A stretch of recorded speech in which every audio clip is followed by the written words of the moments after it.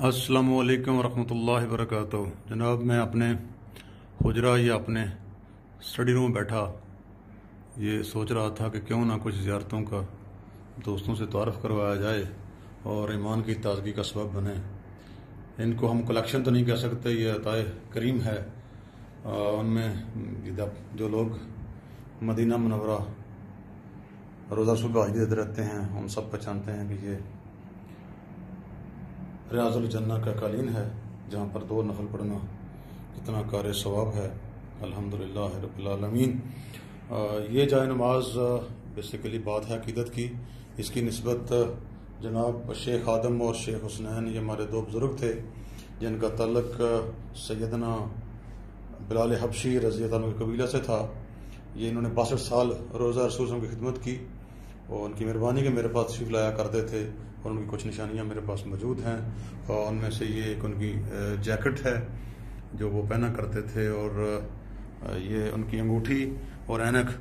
वो फरमाते थे कि ये मैं अंगूठी कई दहाइयाँ मैंने पहनी और ये बार बार मास हुई रोज़ा रसूल के दीवारों के साथ।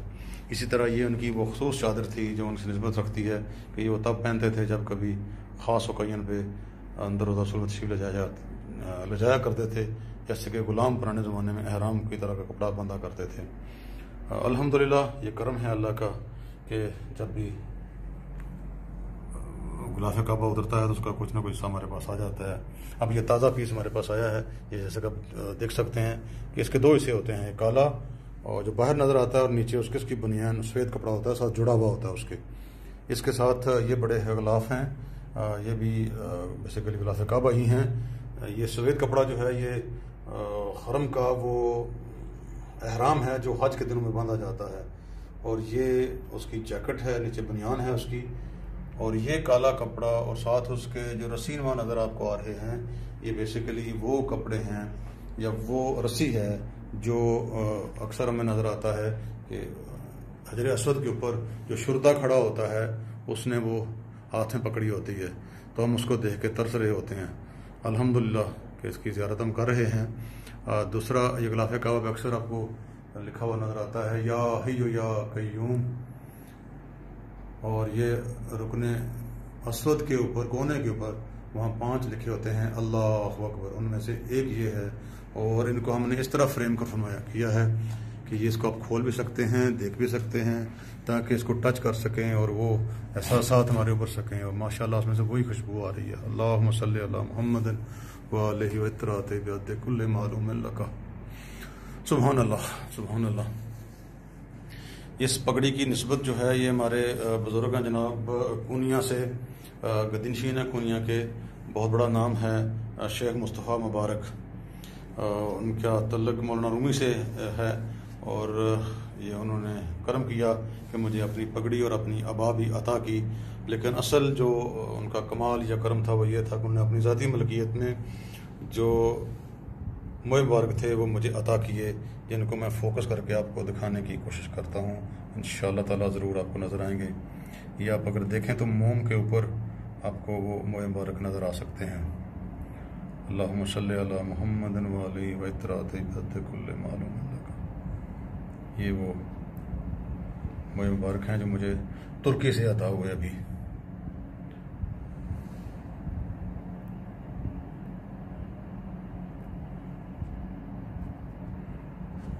इसके अलावा जो हमारे पास जुल्फ़े हैं अल्हम्दुलिल्लाह बहुत आला, बहुत शानदार, बहुत दराज।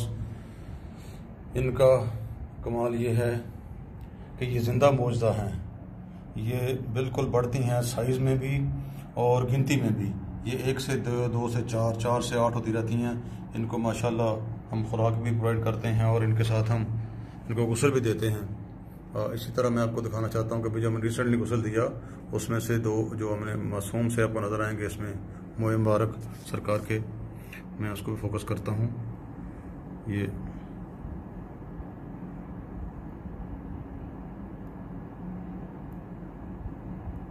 अल्लाहुम्मा सल्ली अला मुहम्मदिन व आलिहि व इत्तराति बिअद्दि कुल्लि मालूमिन लका। ये सरकार के मोए मुबारक हैं जब भी गुस्ल के बाद हमने रखे।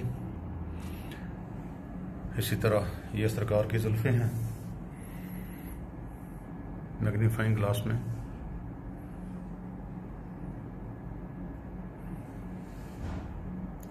اللهم صل على محمد وعلى آل محمد كما صليت على إبراهيم وعلى آل إبراهيم إنك حميد مجيد إن الله وملائكته يصلون على النبي يا أيها الذين آمنوا صلوا عليه وسلموا تسليما. آج چیز میں آپ کو یہ دکھانا چاہتا ہوں، یہ ہمارے دوست ہیں مدینہ منورہ میں، ان کی وساطت سے یہ ہمارے ڈی جی منرلز نے ہمیں یہ دیا تحفہ. یہ انہوں نے بتایا کہ یہ مدینہ منورہ سے سونا نکل رہا ہے، اس کو ہم نے مدینہ منورہ کی نسبت سے یہاں رکھا ہوا ہے الحمدللہ. دوسرا، یہ اوٹمن امپائر میں یہ جھاڑو استعمال ہوتے تھے جو سرکار کے لیے وہاں پر ہمارے حصے میں یہ آئے. یہ سرکار کی قبر کی مٹی مبارک ہے، یہ اس وقت سے ہے جب قبر مبارک کی مٹی اویلیبل تھی. اب تو یہ تقسیم ہوتی رہی تھوڑی تھوڑی، جس کے حصے میں آ گئی مقدر کے ساتھ الحمدللہ. اور یہ معاجہ شریف کے وہ ٹکڑے ہیں جو کھڑکی سے اترے اور اس سال مجھے وہ عطا ہو گئے الحمدللہ رب العالمین. یہ قرآن مجید کا ایک نسخہ ہے جو بڑا ہی موجانہ نسخہ ہے. یہ میں حیدرآباد میں تھا تو وہاں ایک بازار میں آگ لگی اور دکان جل گئی. یہ کیا کوئی نیک آدمی اس کو پڑھتا ہوگا کہ سب کچھ جل گیا اب چیرے گا. اور یہ بھی ایک کوئلے کی شکل میں مجھے ملا. جب میں نے کھول کے دیکھا تو یہ قرآن مجید کا نسخہ تھا. اس میں اس جگہ آگ لگی ہے جہاں پر الفاظ نہیں تھے، باقی اس کا دھاگا بھی محفوظ ہے. یہ کمال ہے. یہ ایک اعلیٰ چیز میں دکھا رہا ہوں آپ کو. یہ بہت ہی بزرگ، بہت ہی پرانا قرآن پاک کا نسخہ. یہ ہاتھ سے لکھا ہوا ہے، کاغذ پہ نہیں ہے بلکہ چھال پہ ہے. اس کی لکھائی آپ دیکھیں کتنی خوبصورت، کتنی اعلیٰ اور کتنی شاندار. یہ اس دور کا ہے جس دور میں نہ تو ابھی سپارے کا کہیں آپ کو نظر آتا لکھا ہوا اور نہ ہی کہیں کہیں رکوع کا نظر ذکر آتا ہے.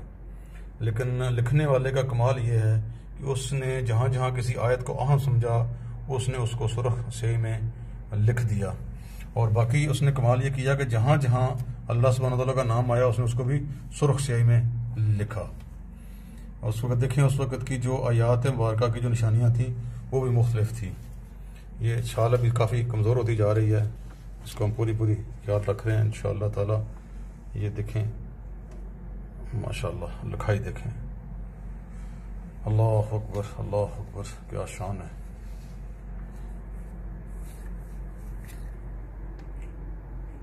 یہ جناب ایک بہانہ تھا بس اپنے حلق کو تازہ کرنے کا، سرکار کی نشانیوں پہ توجہ دینے کا. بیسیکلی تو کسی شاعر نے کیا ہی خوب کہا ہے کہ حرف نے میرے نکے نکے تے وڈی تیری گل، شان نہ تیری مکن والی پر سا میرے دو پل. اللہم صلی علی محمد وعلی وطرات بعد کل معلوم لکا. جزاک اللہ خیر والسلام ورحمۃ اللہ وبرکاتہ.